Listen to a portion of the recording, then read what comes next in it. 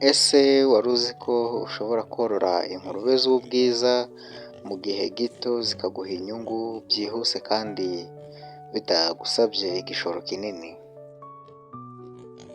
Ukoresheje uburyo bugezweho bw'ikoranabuhanga bwo kubangurira ukoresheje intanga. Muri iki kiganiro tugiye kurebera hamwe uko korora ingurube za kijyambere, uko intanga zikoreshwa, tunarebere hamwe n'impamvu ubu buryo bwashyizwe hejuru bukaba bugezweho mu myororere y'uyu munsi wa none.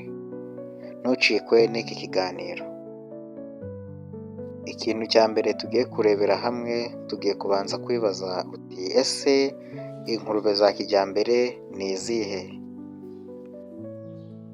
Ingurube za kijyambere ni ingurube zatoranyijwe hagendewe ku buryo bw'ubumenyi bugaragaza uko ingurube zitanga inyama nyinshi, gukura vuba, kugira ubudahangarwa bwo kurwanya indwara zimwe na zimwe. Reka noneho turebere hamwe ubwoko bumwe na bumwe bwa zino ngurube za kijyambere. Ubwoko bwa mbere ni ubuzwi nka Landi Rasi, akaba ari ingurube izwiho gutanga ibibwana byinshi kandi ikororoka vuba. Ubwoko bwa kabiri akaba ari ubwoko buzwi nka Laji Wayiti, akaba ari ubwoko buzwi nk'ubwoko bugira umubiri muremure kandi ukabyibuha vuba. Ubwoko bwa gatatu akaba ari ubwoko buzwi nka Duroka, akaba ari ubwoko buzwiho kugira inyama nziza cyane. Tubariye mu nkoko twahita tuyibara nka broira, iriya nkoko y'inyuma. Gusa bwo ni ubwoko bw'ingurube. Ubu bwoko ko ari butatu iyo ubwitayeho neza buba bushobora kuguha inyungu mu gihe kingana n'amezi 6 kugera ku mezi 8. Icyo gihe iyo ngurube iba igeze igihe cyiza cyo gusarurwa, ari nacyo umworozi wa nyawe aba akwiye kuyitanga, akavugurura agashaka izindi kuko iba yarageze igihe cyo kubagwa. Ko intanga z'ingurube zikoreshwa mu buryo bwo kubangurira mu bworozi bw'ingurube bwa kijyambere.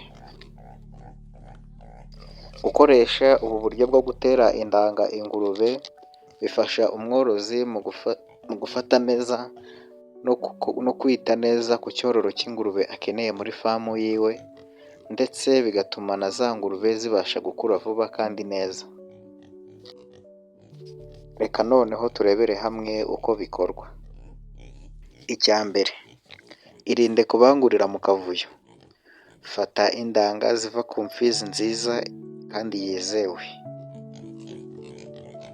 Icya kabiri, tegereza igihe cyiza cyo kororoka. Nibwo ingurube y'inkore izaba igeze mu gihe cyo kororoka, ubwo ni muri cya gihe cyo yarinze. Koresha veterineri cyangwa undi muntu wese wabihuguriwe ashyire intanga mu gitsina cy'ingurube akoresheje akuma kabugenewe ariko arigani. Nyuma y'iminsi 21, genzura umenye ko ya ngurube yawe yatewe indanga itari bwongere kugaragaza ibimenyetso byo kurinda. Ibi byose tuvuze haruguru bikorwa byihuse, nta murwano w'ingurube ubayeho cyangwa se ngo mubikorane akavuyo habonekemo umwanda. Mubikorana isuku yo ku rwego rwo hejuru yayindi ihebuje. Noneho reka turebere ibyiza biba mu gukoresha intanga mu bworozi bw'ingurube. Inyungu ya mbere, bituma worora icyororo cy'ingurube cyiza wifuza kandi ushaka. Uramutse ushaka ingurube z'amashashi cyangwa se amasekurume, uhitamo ubwoko bw'icyororo ushaka, icyo gihe akaba ari bwo ubangurira ingurube yawe. Icya kabiri, utanga ibyana byinshi kandi byiza bijyanye n'amahitamo yawe. Icya gatatu ni uko byihutisha kororoka. Ingurube ibyara habayeho guterwa indanga, ibyara inshuro ziri hagati ya 2 n'3 mu mwaka. gukumira indwara zororokera mu mibonano mpuzabitsina, kuko ntabwo habaho guhuza imibiri kw'ingurube zirenze imwe, ndetse habaho no gusagurira isoko inyama zifite ireme zuje ubuziranenge. None wagendera kuki uhitamo gukoresha uburyo bw'intanga cyangwa se gukoresha uburyo busanzwe?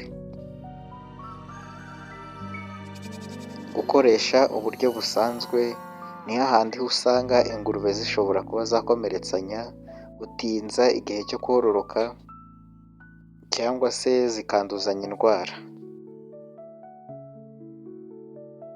Naho mu gihe wakoresheje intanga, icyo gihe zibasha kwihutisha igikorwa,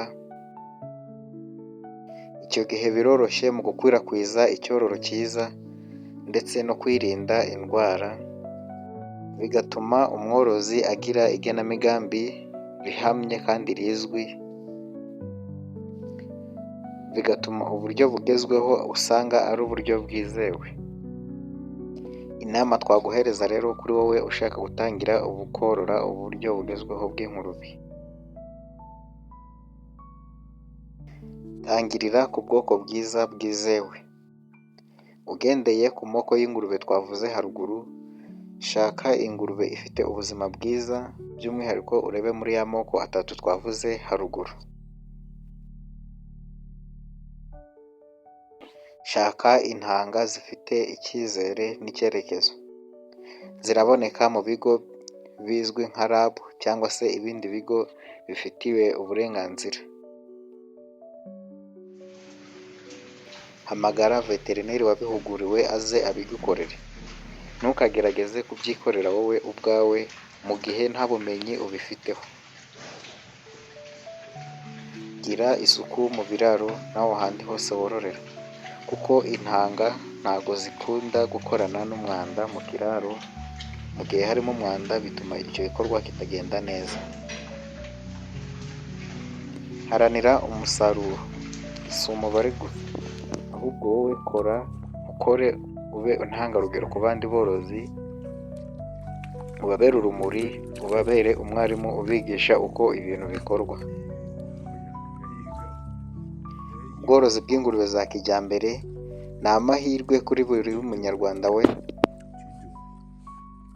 Shora amafaranga yawe mu bworozi bugezweho, wite ku isuku n'imirire, icyo gihe niho umusaruro uzaza.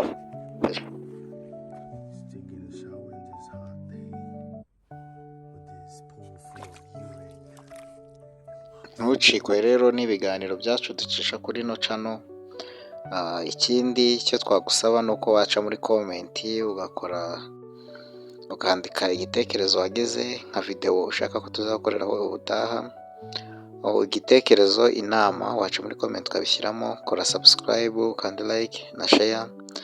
Ikindi, uramutse ushaka kwinjira muri groupe y'aborozi aho muzajya muhurira mukaganira, tuganira munsaba ibyo inama mukeneye, nkabasubiza kuri WhatsApp.